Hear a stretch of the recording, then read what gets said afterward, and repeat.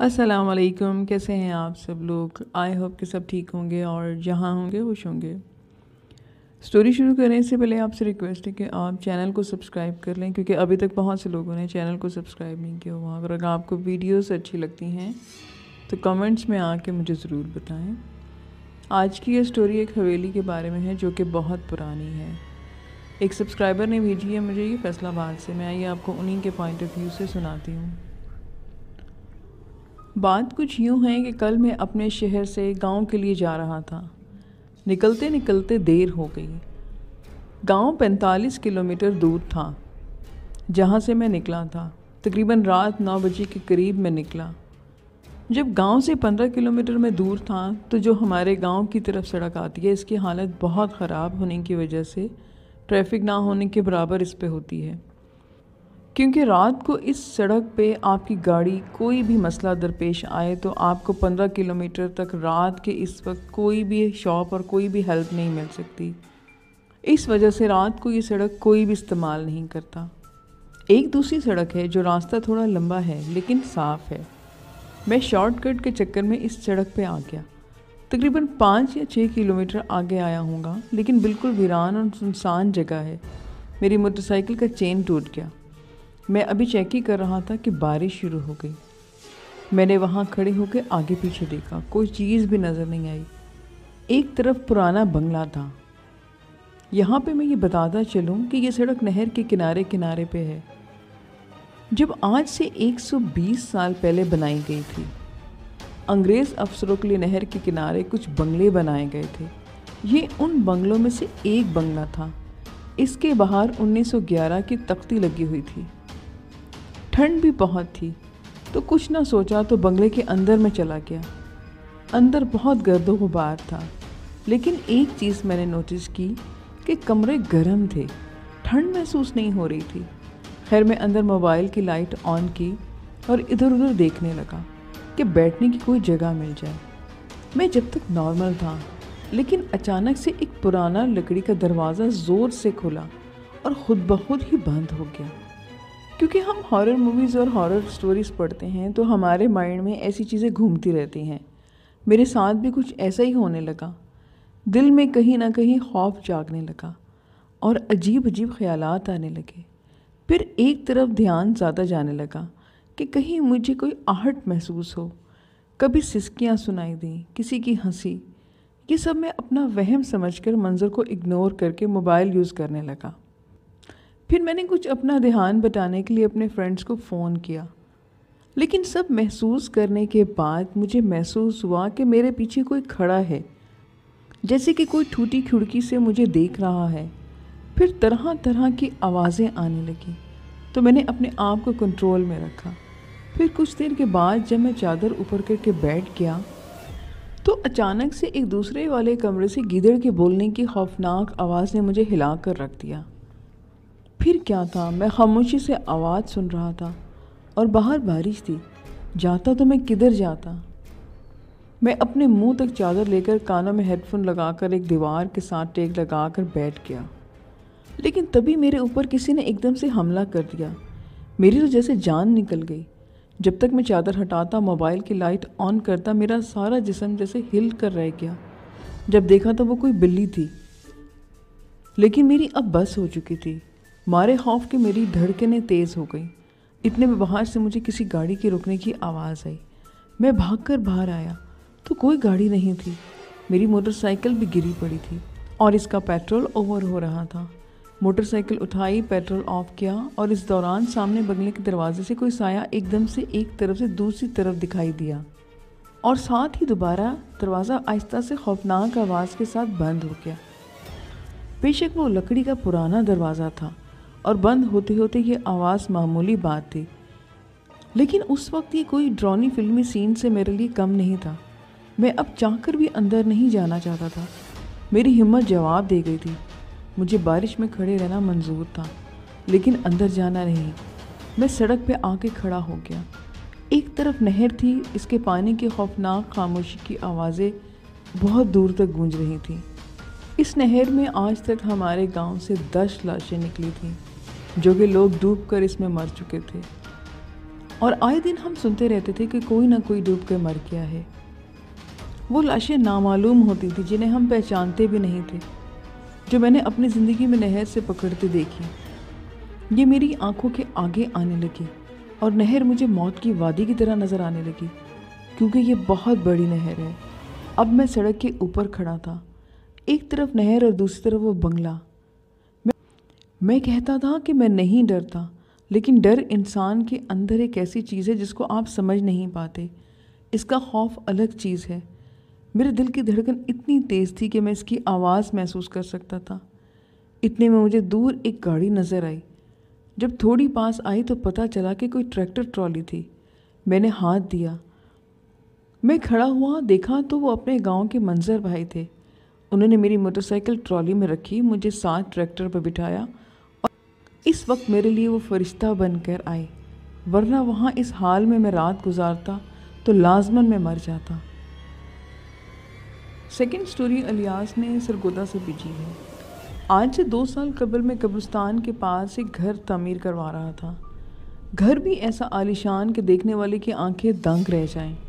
یہ ایک رینوویشن کا کام تھا، یعنی بنائے گھر میں کچھ چینجنگ کرنی تھی۔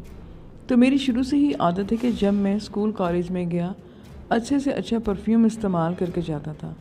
کپڑے چاہے میرے پرانے ہوں اور صاف ستھرے مجھے پہننے کی عادت تھی۔ بچپن ہی سے مجھے نفرت تھی گندگی سے۔ خیر بات پرفیوم پر ہو رہی تھی۔ ہر انسان پوچھنے پر مجبور ہو جاتا ہے کہ بھائی اس پرفیوم کا نام بتاؤ، جہاں سے گزرتے ہو علاقہ مہک جاتا ہے۔ میرا روٹ قبرستان کے سامنے سے ہوتا تھا۔ ڈیلی کی طرح میں کام پر جاتا اور 5 بجے گھر لوٹتا۔ تقریباً یہ سلسلہ 5 ماہ تک ایسے ہی چلتا رہا۔ پھر ایک دن اچانک سے ہی میرا اس علاقے سے گزرنا بند ہونے لگا۔ مجھے وحشت ہونے لگی، دل گھبراتا گزرتے وقت۔ یہ میرا معمول بن گیا۔ جب میں اکتا گیا اس کام سے تو اس علاقے سے، اس گھر سے میری طبیعت دن بدن خراب ہونے لگی۔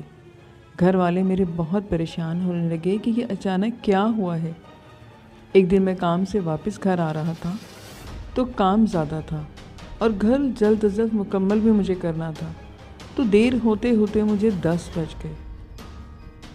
کیونکہ بیم مکمل کروانے تھے تو سائٹ لاک کی۔ جب دروازہ بند کیا تو اندر سے اچانک لائٹ جلنے بجھنے لگی۔ مجھے لگا کہ شاید کوئی اسپارکنگ کی وجہ سے ایسا ہو رہا ہے۔ میں نے دروازہ کھولا، دوبارہ اندر گیا تو بریکر بند کر دیا، واپس لاک کیا اور واپسی کے لیے نکل پڑا۔ اب پہلے کی طرح میں نے دروازہ جب دوبارہ لاک کیا تو اندر سے گیٹ کے جیسے پتھر لگا ہو ویسی زوردار آواز آئی۔ ایک دفعہ میں بھی ہل سا گیا کہ یہ کیا ہوا ہے۔ اب میں نے دوبارہ گیٹ لاک کیا اور دوبارہ سے اوپن کیا تو میں کیا دیکھتا ہوں کہ گیٹ کے پاس ایک لکڑی آ کر لگی ہے۔ اگلے دن وہی معمول کے مطابق میں کام پر گیا۔ 1 بجے کے وقت مزدور کھانا کھانے کے بعد دوبارہ کام پر آیا تو اچانک ڈر سا گیا اور کہنے لگا کہ بھائی جان مجھے ایسا لگا کہ جیسے کوئی مجھے چھپ کر دیکھ رہا ہے، اگر آپ دیکھ رہے ہیں تو ایسا مذاق نہ کرو۔ میں نے بولا بھائی میں پاگل تو نہیں ہوں، تمہارے سامنے میں ہی باہر سے آ رہا ہوں۔ تو وہ بولا کہ اچھا ٹھیک ہے اور دوبارہ کام کرنے لگا۔ مجھے کل کا معاملہ اپنے ساتھ دیکھ کر بھی تھوڑی سی حیرت ہوئی تھی کہ اس پارکنگ کے بعد گیٹ پر لکڑی کا لگنا کوئی عام بات نہیں تھی۔ خیر اگلے دن مزدور کام پر نہیں آیا۔ میں نے ٹھیکیدار کو فون کیا اور پوچھا کہ مزدور کام پر نہیں آیا، تو وہ کہنے لگا کہ پتہ نہیں، وہ تو ریگولر کام کرنے والا انسان ہے، پتہ نہیں اس نے چھٹی کیوں کر لی۔ میں نے اس کو کہا کہ مجھے پوچھ کر بتاؤ۔ اس نے وجہ معلوم کی تو پتہ لگا کہ اس کے پٹھوں میں کل سے درد ہو رہا ہے، تھوڑا لیٹ آئے گا مگر آئے گا ضرور۔ خیر میں چپ رہا، کیونکہ کام اگر ٹھیکے پر ہو تو جواب دار ٹھیکیدار ہی ہوتا ہے۔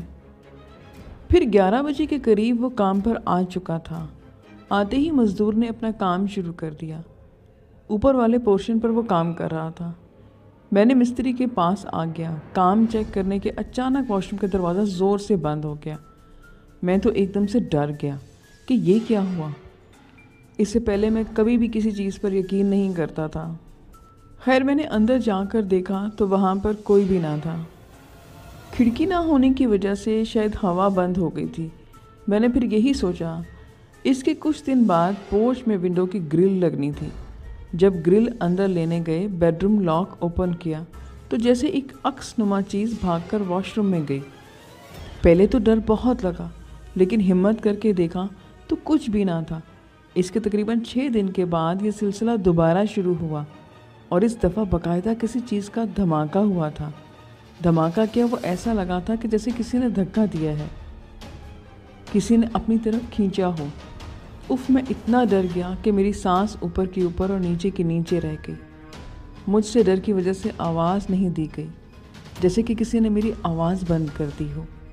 ہمت کر کے میں باہر آیا۔ پسینے سے میرا برا حال تھا، میرے کندھے بھاری ہو گئے تھے اور بی پی لو ہو گیا، جیسے میرے جسم سے جان نکل رہی ہو۔ مجھے مستری نے دیکھا تو اس نے مجھے دم والا پانی پلایا، مجھ پہ آیت الکرسی پڑھ کر پھونکی، تب جا کر ہلکی سی میری طبیعت سنبھلی۔ اس نے مجھے بتایا کہ مجھے یہ جگہ بھاری لگتی ہے کبھی کبھار، آپ اپنے آپ پر دم کر لیا کرو۔ آج کی حرکت کے بعد میرا دل میں خوف سا بیٹھ گیا۔ بظاہر میں جتنا بھی طاقتور خود کو ظاہر کرتا، مگر اندر سے پوری طرح سے میں ڈر چکا تھا۔ میں اپنے آپ کو بذاتِ خود بہت ڈرا ہوا محسوس کر رہا تھا۔ خیر، اس دن کے بعد کوئی ایسا واقعہ دوبارہ نہیں ہوا۔ 4 دن گزرنے کے بعد میں اوپر 7 کوارٹر سے پائپ ڈھونڈنے جا رہا تھا۔ وہ کمرہ زیادہ تر لاکڈ رہتا تھا۔ اس دن جب میں کمرے کے پاس پہنچا تو بدبو آ رہی تھی۔ میں سوچ میں پڑ گیا کہ یہ بدبو کیسی ہے۔ یہ اسمیل کمرے سے آ رہی تھی۔ میں نے اپنے دھیان سے دروازہ اوپن کیا، اور جو میں نے منظر دیکھا تو میری توبہ! کمرے میں 2 عدد کالی مرغیاں مری پڑی تھیں، اور ساتھ میں ایک بڑی ہڈی پڑی تھی جس کا گوشت گل چکا تھا۔ اس کے ٹکڑے میں سے اتنی زیادہ بدبو آ رہی تھی کہ میں بتا نہیں سکتا، اور دیواروں پر کارٹون نما شکلیں بنی ہوئی تھیں۔ ایک کونے پر ایک گڑیا پڑی ہوئی تھی جس پر مائنس کے نشان تھے۔ جب میں شروع میں وہاں گیا تھا تو ایسا کوئی نشان نہیں تھا۔ اچانک میرا دل گھبرایا۔ میرا دل اس جگہ سے بہت گھبرا رہا تھا۔ جیسا کہ میں نے آپ کو پہلے بتایا کہ خوف آنے لگ گیا تھا۔ اچانک اس جگہ سے میرا دل بھر چکا تھا۔ میں بنا کسی چیز کو چھوئے دروازہ بند کیا۔ میں نے فوراً مستری کو اوپر بلایا اور اس کو سب دکھایا۔ پھر ہم نے یہ سب گھر کے مالک مکان کو بتانے کا فیصلہ کیا، اور اگلے دن ہم اس کو بلا کر لائے اور یہ سارا ماجرا اس کو بتایا کہ یہاں کیا ہو رہا ہے ہمارے ساتھ۔ مالک نے جب آ کر یہ سب ماجرا دیکھا تو وہ بھی بہت پریشان ہو گیا۔ ہماری وجہ سے اس نے وقتی طور پر کام بند کرنے کا فیصلہ کر لیا۔ پھر نیکسٹ ویک مجھے مالک کی کال آئی کہ صبح سائٹ اوپر کرنی ہے کیونکہ ایک عامل نے سائٹ دیکھنی ہے۔ میں روٹین کے مطابق 8 بجے کے بجائے 10 بجے کام پر پہنچا تو میں نے لاک اوپن کیا، مگر اندر جانے کی ہمت مجھ میں نہ تھی۔ باہر گلی میں ان کا انتظار کرنے لگا۔ اتنے مالک آ گیا اور عامل کو بھی لے کر آیا تو اس نے جگہ کا جائزہ لیا۔ اس کے بعد مجھ سے حالات و واقعات معلوم کرنے لگا۔ اس نے وہاں اسیب کا بسیرا بتایا۔ ہم نے اس کا علاج پوچھا تو اس نے تعویذ لکھ کر دیے اور کہا کہ ان کو گھر کے چاروں کونوں میں جلانا ہے۔ اب سوال یہ تھا کہ ایسا کرے گا کون؟ تو اس نے کہا کہ مالک یا جو کوئی بھی یہاں پر رہتا ہے وہ جلائے، جنہوں نے یہ واقعات اپنی آنکھوں سے دیکھے ہیں وہ یہ کام کرے۔ تو میری نظر پیچھے ہو گئی۔ میں نے صاف انکار کر دیا کہ میں نہیں کروں گا، میں کوئی ایسا کام نہیں کروں گا جس سے میری جان خطرے میں پڑے۔ اور رہی بات پیچھے نظر کی تو آپ نظر نہ رکھیں، آپ خود عمل کریں۔ میں انکار کر چکا تھا، لیکن بعد میں یہ طے ہوا کہ عامل اکیلا ہی خود کرے گا جو بھی اسے کام کرنا ہے۔ ہم نے جمعرات کے دن عامل کو بلایا اور وہ ساتھ اپنے چیلے کو بھی لے کر آیا جس کے ساتھ مل کر اس کو یہ عمل کرنا تھا۔ اب اس چیلے کا علم مجھے بالکل نہیں تھا کہ یہ کون ہے اور کیوں آیا ہے۔ جب گھر کے مالک کی بات ہو چکی تھی تو عامل سے میرا بولنا مناسب نہ تھا کہ یہ کیوں آیا ہے۔ اب میں نے لاک اوپن کیا اور میں ان کے ساتھ گھر کے اندر گیا۔ میں لائٹس آن کرنے کے بعد بریکر آن کر رہا تھا، لیکن بریکر بار بار ٹرپ کر رہا تھا۔ اتنے میں کسی کے ہنسنے کی آواز محسوس ہوئی، جیسے کہ کوئی خوش ہو رہا ہو، کہ یقین کریں میں لکھ نہیں پا رہا اپنی اس کیفیت کو جو میں اس وقت محسوس کر رہا تھا۔ تب خیر میں نے خود پر آیت الکرسی اور دعائے قنوت پڑھ کر حصار باندھ لیا۔ بریکر آن ہوا۔ ایک لمحے کے اندر جیسے کوئی انتظار کر رہا ہو کہ واش روم کا دروازہ اس دن کی طرح اتنی زور سے بند ہوا کہ سب کا دھیان اس دروازے کی جانب ہو گیا۔ اب عامل صاحب اپنے چیلے کے ساتھ داہنے کمرے کے کونے میں گئے اور تعویذ جلانے لگے۔ ماچس کی تیلی سے آگ لگا رہے تھے، لیکن تیلی کو آگ لگ ہی نہیں رہی تھی۔ میں اور مالک یہ سب دیکھ رہے تھے۔ اب عامل نے پڑھائی شروع کر دی اور دوبارہ آگ جلانے لگا۔ تعویذ چیلے کو پکڑایا اور آگ لگائی۔ ایک تعویذ جلا، اب دوسرے کونے میں گئے اور دوسرا تعویذ جلایا، لیکن اس دفعہ تعویذ بہت آرام سے جل گیا۔ اور اس کے بعد جب ڈرائنگ روم والے کمرے میں جانے بڑھے اور ایک کونے میں پہنچے تو کسی چیز کی بدبو محسوس ہونے لگی اور تعویذ جلانے لگے۔ تعویذ کی طرف آگ آئی ہی تھی کہ اچانک چیلے کو اتنا زور کا تھپڑ لگا کہ وہ ایک دم سے بے ہوش ہو گیا، اور اسی لمحے بریکر بھی ٹرپ ہو گیا۔ دوبارہ تعویذ بجھ گیا، جیسے کسی کو تکلیف ہو رہی ہو اور وہ روک رہا ہو۔ تھپڑ لگنے کے بعد ہم دونوں جلدی سے ڈرائنگ روم کی طرف لگ گئے اور چیلے کو پکڑ کر پورچ میں لے آئے۔ وہ بے ہوش ہو چکا تھا۔ عامل کے بھی اوسان خطا ہو گئے تھے۔ ہمیں اپنی پڑ گئی۔ اچانک کمرے میں آگ نما روشنی نظر آئی اور ہوا میں گم ہو گئی۔ ہال کی طرف جاتے ہوئے یہ منظر دیکھ کر ہم نے وہاں سے نکلنے کا فیصلہ کیا اور چیلے پر پانی کے چھینٹے پھینکے اور دم کیا، لیکن اس کو ہوش نہیں آ رہا تھا۔ کوئی 1 گھنٹے کے بعد اس کو ہوش آیا اور ماحول جیسے تھم چکا تھا۔ جب اس کو ہوش آیا تو اس نے اس جگہ ڈرائنگ روم میں سے کسی لمبے بالوں والی چیز کو کھڑے دیکھا اور دوبارہ چیخ مار کر باہر کی طرف دوڑ لگا دی۔ میں نے سائٹ لاک کی اور عامل کے ساتھ اس کے گھر جانے کا فیصلہ کیا۔ اب عامل بابا کے ڈیرے پر گئے، لیکن عامل کا وہ چیلا کسی بھی صورت یہ بتانے کو تیار نہیں ہو رہا تھا کہ اس نے وہاں کیا دیکھا۔ خیر کافی گھنٹوں کی مشقت کے بعد دم درود کرنے کے بعد اس نے زبان کھولی کہ وہاں پر کوئی مخلوق آباد ہے جس کا قد 5 فٹ ہے اور بال لمبے اور سفید لباس میں ہے، جسے میں نے عکس دیکھا تھا۔ کمرے میں بالکل ویسی ہی چیز میرے دل میں مسلسل اب ایک بات کھٹک رہی تھی کہ عامل نے ڈائریکٹ تعویذ کیوں جلائے۔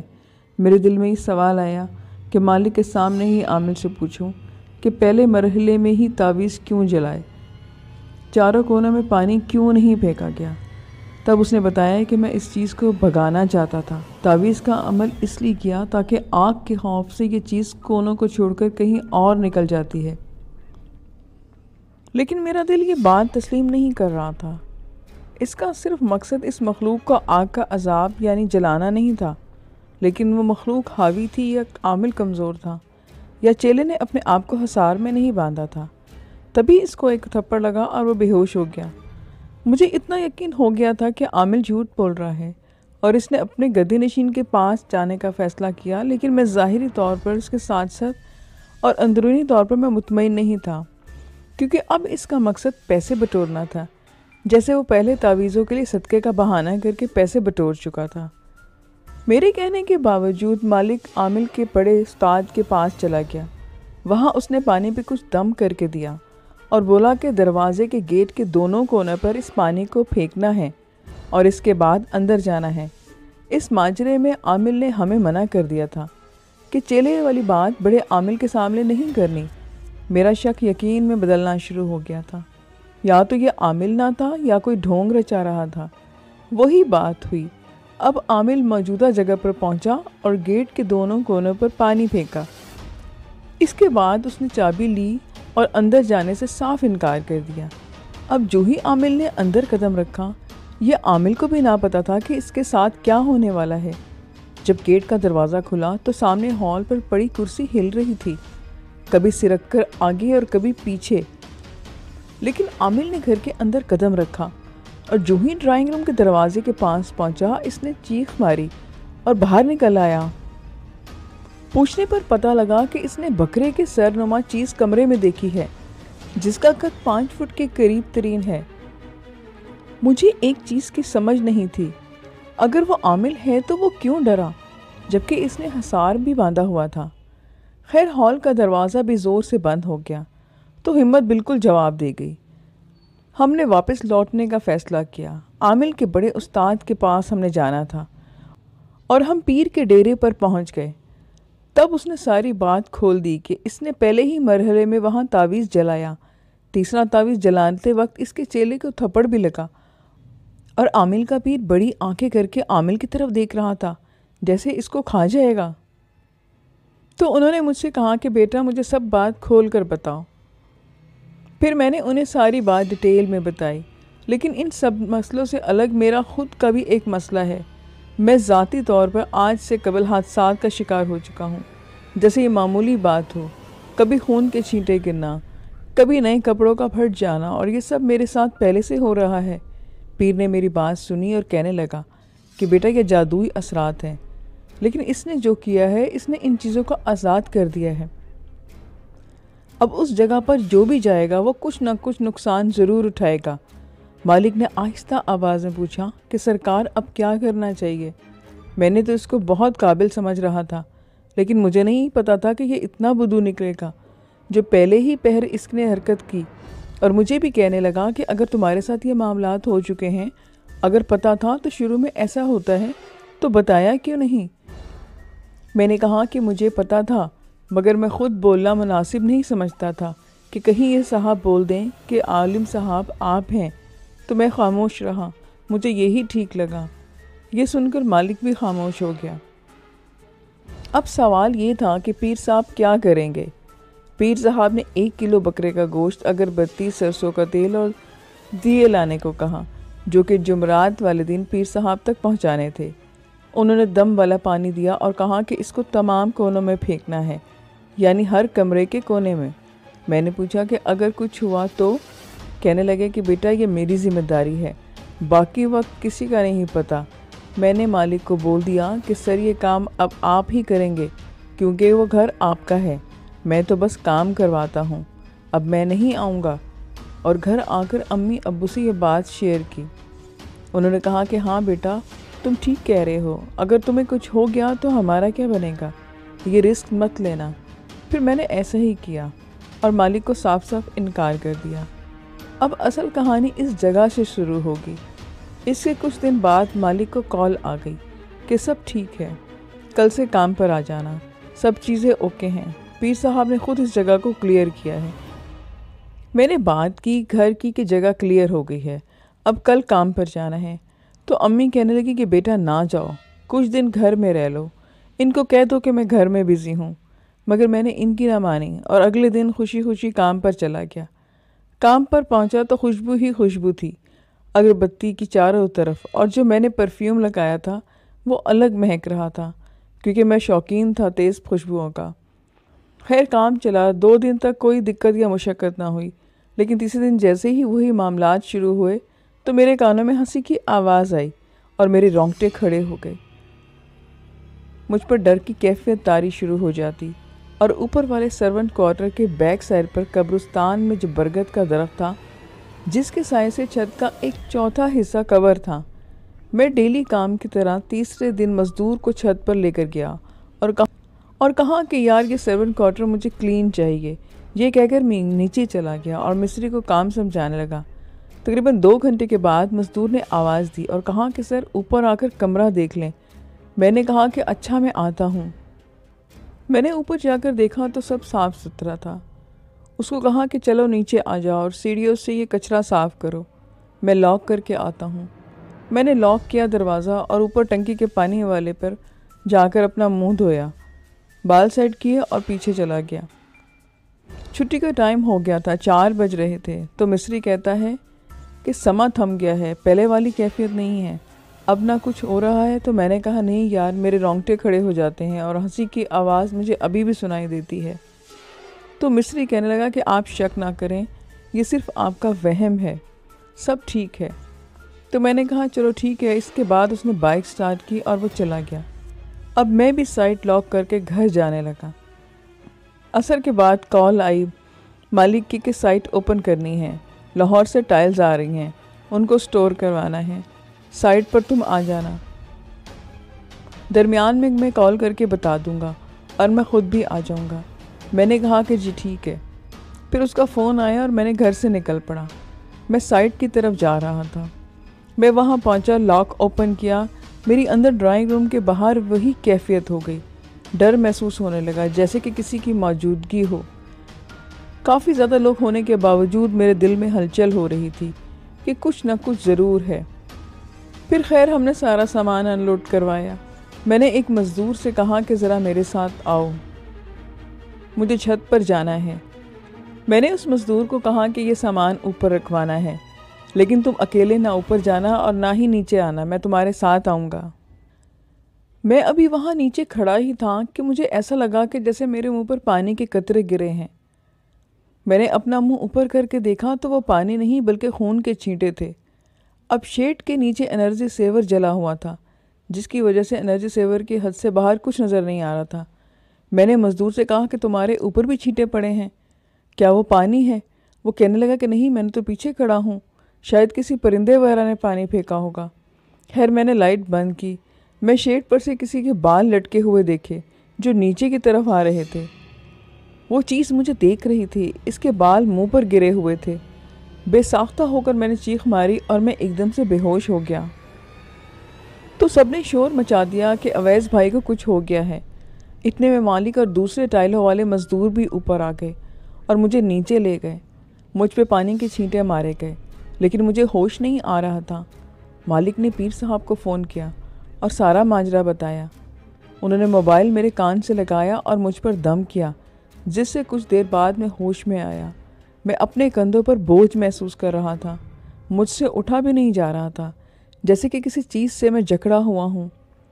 اتنے میں ٹرک ڈرائیور بولا کہ بھائی صاحب نے خوشبو اتنی تیز لگائی ہے کہ پورا گھر مہک رہا ہے۔ دم کرنے کے بعد بھی میری طبیعت بہتر نہ ہوئی، مجھے جھٹکے لگ رہے تھے، مسلسل میرا جسم ٹوٹ رہا تھا۔ میں اپنی اس کیفیت کو ابھی بیان کر رہا ہوں اور میرے رونگٹے دوبارہ سے کھڑے ہو رہے ہیں۔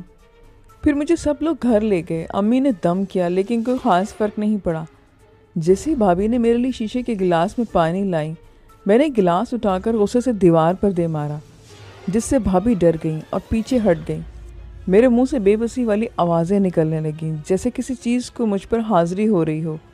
سر میں شدید ترین درد تھا اور سانس بھی گھٹن ہو رہی تھی۔ میں خود میں اتنی طاقت محسوس کر رہا تھا کہ جیسے میں دیوار کو ٹانگ ماروں گا اور دروازہ اور دیوار اڑ کر ہوا میں چلے جائیں گے۔ ظاہر سی بات ہے کسی چیز کی حاضری ہو گئی تھی۔ میں اپنا منہ نوچ رہا تھا، تھپڑ مار رہا تھا۔ میری امی رونے لگیں کہ یہ کیا ہو رہا ہے اس کو، اور مسلسل میں اپنا آپ ان سے چھڑوا رہا تھا۔ پھر بھائی نے ہماری اپنی فیملی کے پیر کو کال کی کہ یہ مسئلہ ہوا ہے میرے چھوٹے بھائی کے ساتھ۔ انہوں نے کہا کہ اس کو میرے گھر لے آؤ۔ خیر مجھے ان کے آستانے پر لے گئے۔ وہاں انہوں نے میرے اندر حاضری کروائی، میرے اندر مخلوق سے پوچھا کہ کیوں آئے ہو اس کے اندر، کیوں تنگ کر رہے ہو اس کو، اس نے تمہارا کیا بگاڑا ہے؟ تو پہلے تو اس چیز نے کوئی جواب نہیں دیا۔ اس کے بعد پیر صاحب نے تکلیف دی تو بولنے لگی۔ نام پوچھا گیا تو کہنے لگی کہ کنزا ہوں، اور شکر گڑھ کے بچے کے پاس کیوں آئی ہو؟ تو وہ کہنے لگی کہ خوشبو پہ آئی ہوں۔ پیر صاحب کہنے لگے تمہیں کیسے پتہ لگا کہ اس نے خوشبو لگائی ہوئی ہے؟ کوئی اور نہیں تھا وہاں؟ تو کہنے لگی کہ اس سے ہی خوشبو آ رہی تھی۔ خیر پھر اس نے بتایا کہ میرے ساتھ 3 اور جن بھی ہیں اور وہ بھی اس کے اندر ہیں۔ تبھی پیر صاحب نے پوچھا کہ اس پر چھینٹے کیوں پھینکی؟ تو انہوں نے بتایا کہ کالا جادو ہے اس کی پوری قمیص پہ اور اس کی پوری فیملی پر، سب کو ختم کرنے کے لیے، خاص طور پر اس کو مارنے اور اس کا کام تباہ کرنے کے لیے۔ پیر صاحب نے پوچھا کہ کس نے کروایا ہے؟ تو وہ کہنے لگی کہ مجھے نہیں پتا۔ پھر پیر صاحب نے پوچھا کہ اس کو وہاں کیا چیز نظر آئی؟ تم نے ڈرایا تھا اس کو؟ تو اس نے بتایا کہ وہاں چڑیل ہے، اس گھر میں جو قبرستان میں رہتی ہے، اور وہ وہاں اس گھر میں کسی کا بسیرا نہیں چاہتی، اس لیے سبھی کو ڈراتی ہے۔ پیر نے عمل سے اس کو ڈرایا، مگر وہ تنگ کرے گی ان لوگوں کو۔ اس کے بعد پیر صاحب نے پوچھا کہ اس بچے کی جان چھوڑی ہے یا نہیں؟ تو کہنے لگی کہ نہیں پیر صاحب۔ انہوں نے کہا کہ کیوں نہیں چھوڑنی جان اس کی تو نے؟ کہنے لگی کہ اس کو کہو کہ یہ خوشبو نہ لگایا کرے۔ وہ ضد میں آ گئی کہ نہیں خوشبو نہ لگایا کرے، ورنہ ہم اس کی جان نہیں چھوڑیں گے اور میں اس کو جلا دوں گی۔ پیر صاحب نے اس کو تکلیف دی لیکن وہ جان چھوڑنے کو تیار نہ تھی۔ پیر صاحب نے اس سمیت پورے قبیلے کو تکلیفیں پہنچائی اور کنزا سے کہا کہ اب اپنے سب سے بڑے جن کو حاضر کرے، اس کو اور پھر اس کے 3 جن میرے اندر حاضری لے کر آئیں۔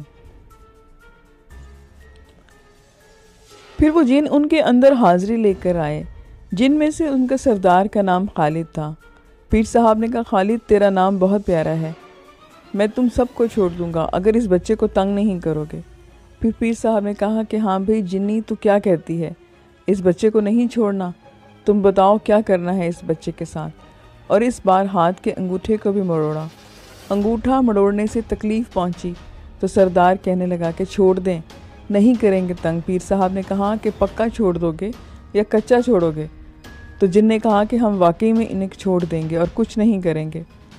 پیر صاحب نے اسے قسم لی کہ کہو کہ حضرت سلیمان کی قسم ہے کہ ہم اس بچے کو چھوڑ دیں گے اور دوبارہ بھی تنگ بھی نہیں کریں گے، نہ ہی کبھی ہم اس کی طرف مڑ کر دیکھیں گے۔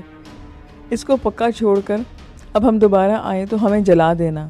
پیر صاحب نے کہا کہ اب پوری طاقت سمیت اس کے جسم میں آؤ اور نکل کے باہر جاؤ۔ پیر صاحب نے پھونک ماری اور پھونک مارتے ہی وہ گر گیا۔ مجھے ہوش آئی تو میں خود سے پہلے سے زیادہ انتہائی کم بوجھ محسوس کر رہا تھا، اور انہوں نے مجھے تھوڑی پڑھائی بتائی کہ جب ڈر لگے تو اس کو پڑھ کر خود پر دم کر لینا۔ میں نے ان کا شکریہ ادا کیا اور پیر صاحب نے کہا کہ پرفیوم کی جگہ عطر استعمال کرو۔ میں نے اس بات کا ان سے وعدہ کیا اور اپنے گھر کی طرف آ گیا۔ گھر واپس آیا تو گھر والوں نے کہا کہ اب اس کام پر نہ جانا، اب سکون آ گیا ہے۔ خیر میں خاموش رہا، کیونکہ اگر میں بولتا تو مزید مجھے امی بولتی۔ میرے ساتھ اس کے بعد کچھ مہینے بہت اچھے گزرے، لیکن بعد میں میرے دل کو کاہلی پڑنے لگی، ڈر محسوس ہونے لگتا۔ میں وہی ورد کرتا جو پیر صاحب نے کہا تھا۔ زندگی چین سے گزری، لیکن اکثر رات کو سوتے وقت وہی چہرہ، وہی شخص کی آنکھیں مجھے نظر آتی تو یقین کریں کہ میری جان حلق میں آ جاتی تھی، مجھ پر کپ کپی طاری ہو جاتی۔ لسنرز، یہ آج کی سٹوریز تھیں۔ آئی ہوپ کہ آپ کو اچھی لگی ہوں گی۔ پھر نیکسٹ ویڈیو میں ملیں گے نیو سٹوریز کے ساتھ۔ اپنا خیال رکھیے گا، مجھے اجازت دیں۔ خدا حافظ۔